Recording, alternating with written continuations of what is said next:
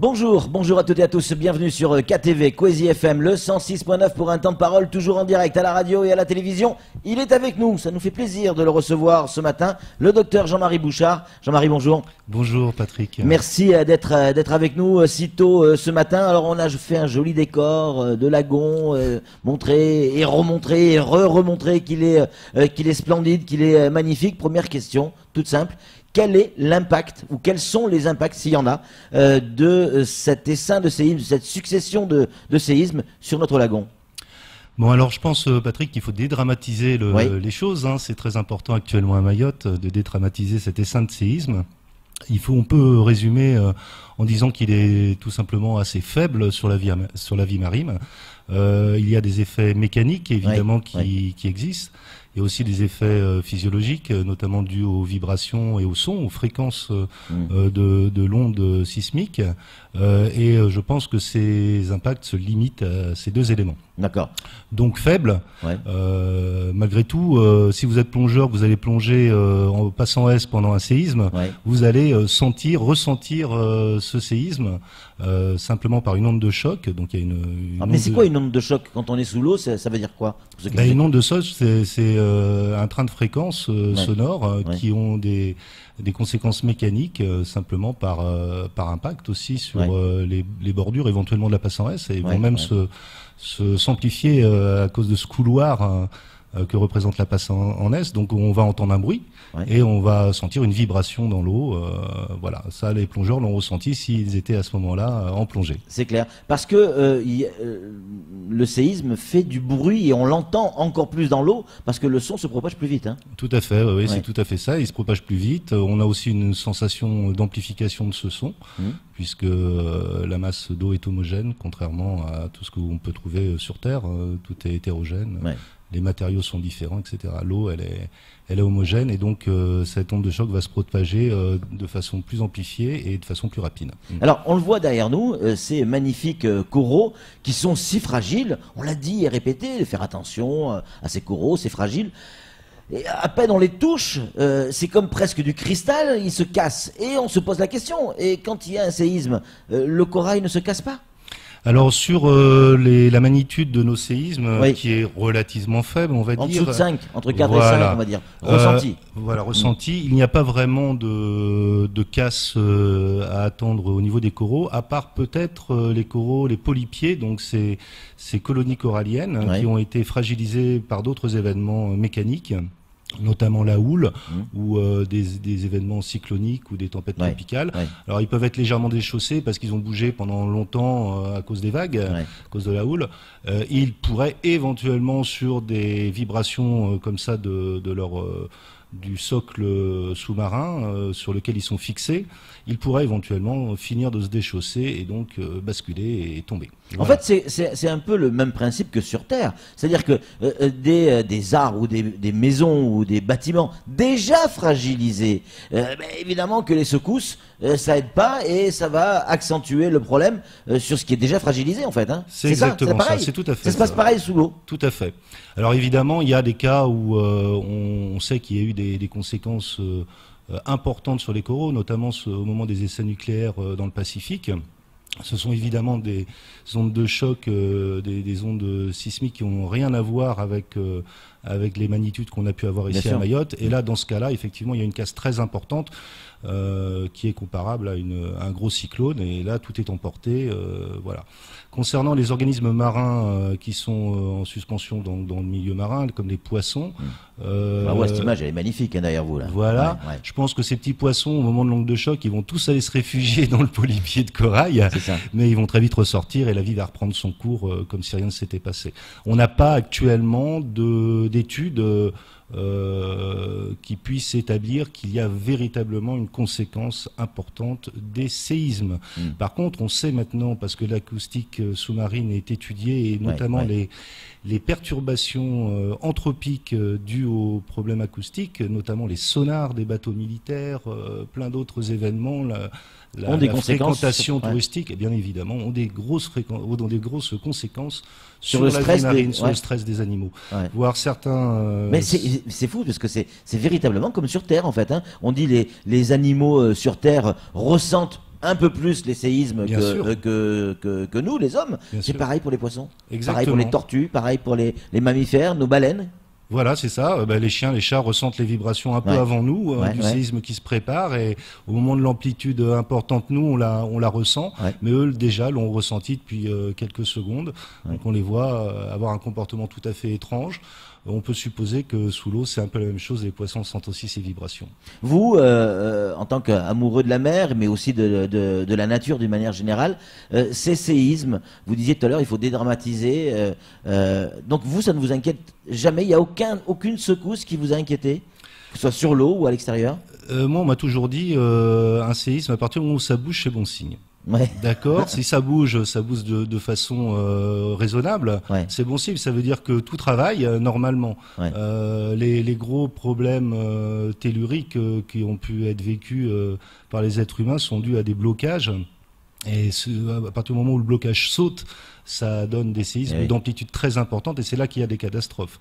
On attend certains big one aux États-Unis, on sait que ça bouge pas depuis longtemps.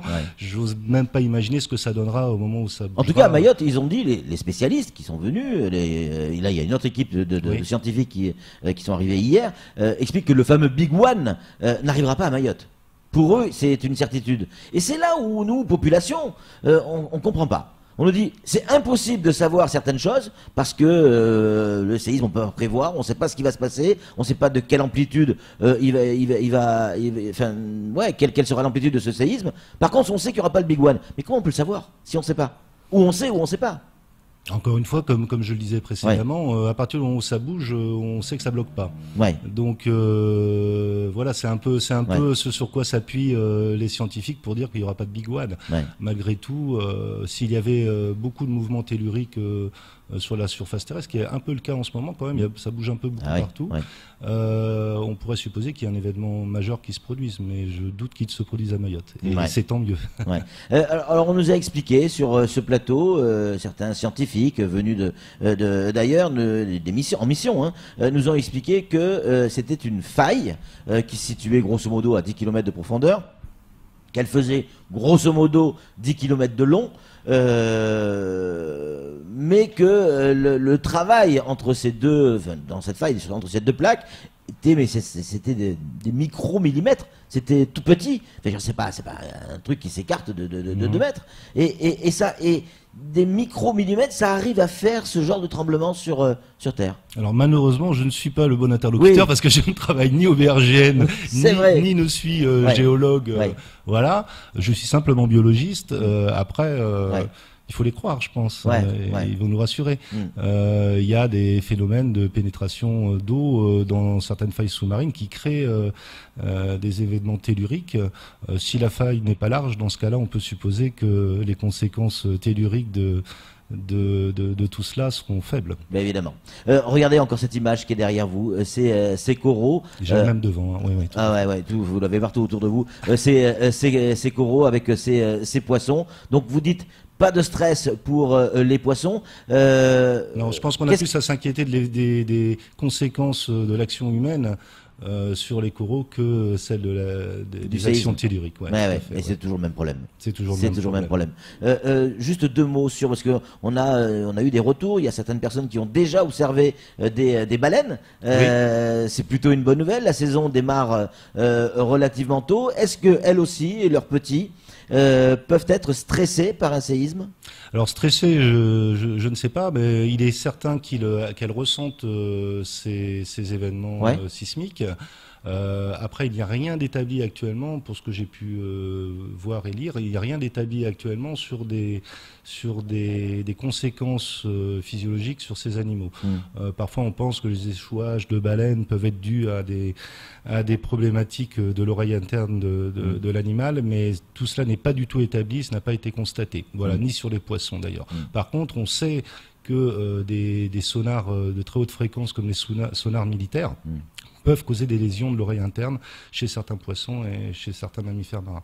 Mais là, rien n'est établi concernant ces secousses telluriques à Mayotte. Est-ce que ce qui se passe actuellement sur Mayotte, et on revient au milieu sous-marin, va être pour pour vous, les biologistes, pour d'autres scientifiques, un terrain de jeu, pardon pour l'expression, pour récupérer des données et justement essayer de comprendre et d'améliorer la connaissance de nos fonds marins et la manière dont les animaux, les coraux vont réagir à ce type de phénomène. Est-ce que c'est une base de données aujourd'hui qu'il faut récupérer? Alors, chez les biologistes, ça me paraît relativement compliqué à mettre en œuvre. Il est clair que chez les géologues, au BRGM, etc., on va en tirer des conséquences. Il va y avoir des rapprochements de faits par rapport à d'autres phénomènes identiques qui auraient pu se passer dans le monde. Pour les biologistes, ça me paraît compliqué à établir. Et sur quel groupe biologique on se baserait pour faire des études. Si on voit arriver moins de baleines, mais là apparemment il y en a quelques-unes qui sont arrivées. Ça les a pas beaucoup gênés. Non, mais c'est peut-être une donnée. Peut-être que ça les attire. Exactement. Peut-être. Je sais pas. Voilà, je pense pas qu'il pourra y avoir grand-chose de traité a posteriori de ces événements. Tout ça, c'est la partie professionnels. Et puis il y a la partie plaisir, loisir, ces plongeurs qui régulièrement vont dans ce lagon découvrir la faune et la flore. Certains ont une appréhension aujourd'hui à cause de ces séismes. Qu'est-ce qu'on peut leur dire? On peut plonger sans risque? Oui, je pense qu'il faut pas, il faut pas avoir peur de ces phénomènes, même si c'est assez impressionnant sous l'eau. Après, il y a. C'est à vivre en tout cas sous l'eau. Ouais, c'est à vivre. Moi, j'aurais bien aimé le vivre, ça n'a pas été le cas. Mais par exemple, on vous a amené une bassine. Dès que ça va bouger, vous pourrez vous baigner dans la bassine. Voilà. Mais non, je pense qu'il faut pas craindre ces événements. Le plongeur débutant, on va dire, est d'ores et déjà stressé par le milieu qui n'est pas le sien lorsqu'il plonge. Donc j'imagine que ces événements sonores augmentent son stress et lui font un peu peur pour repartir plonger. Par contre, pour le plongeur qui est déjà habitué, pas forcément professionnel, qui lui est habitué, ça reste assez surprenant la première fois. Là, j'ai eu quelques retours d'amis plongeurs. C'est très surprenant la première fois. Ils ont eu peur ou pas? Ah, ils ont été très surpris. Je pense que il y a une grande amplitude du phénomène et ça fait bizarre, on ne sait pas ce qui se passe. Et après, on fait des rapprochements par rapport à ce qu'ils ont pu vivre eux à terre. Voilà, mais si ça avait été la première fois que ça se produisait et qu'ils étaient sous l'eau à ce moment-là et que la magnitude était importante, je pense que ça aurait fait vraiment, vraiment très peur. Comme si l'ensemble s'écroulait, quoi. Juste pour terminer sur une note positive, et même si ça a été positif tout ce qu'on a dit, mais en lien avec la beauté de ce plateau, ça fait des années et des années, parce que vous avez quand même 682 ans, ça fait des années que vous êtes à Mayotte, Jean-Marie. Vous les faites pas. Non, mais des années, et que vous plongez dans ce lagon, et vous êtes toujours autant émerveillé à chaque plongée. Vous vous en lassez pas? Non, je m'en lasse pas. Je pense qu'on ne peut pas tout voir. Donc, il arrive un moment où on va s'intéresser même après des années. Ouais, même après des années. Où on va s'intéresser à des choses qu'on n'a pas vues. Et on va découvrir, comme un enfant découvre des nouveaux éléments de son environnement, on va découvrir des nouvelles choses. Ce que j'ai constaté, c'est quand même une diminution de la beauté intrinsèque du lagon, la biodiversité. Il y a une différence la beauté architecturale. Sur 10 ans, vraiment? Ouais, il y a une très nette différence. Et Mayotte est un exemple, mais Gézère, Zélé en est un autre. Il n'y a plus grand-chose là-bas. Voilà, je ne vais pas casser le tourisme à Mayotte, mais il est temps de réagir très très très vite sur l'impact qu'on a sur le lagon.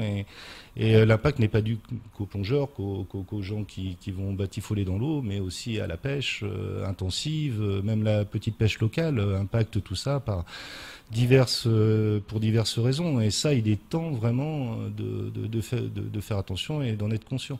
Il est beau, continuons à le protéger plus que jamais. Je ne parlais pas forcément de Jean-Marie Bouchard, mais du lagon, encore que.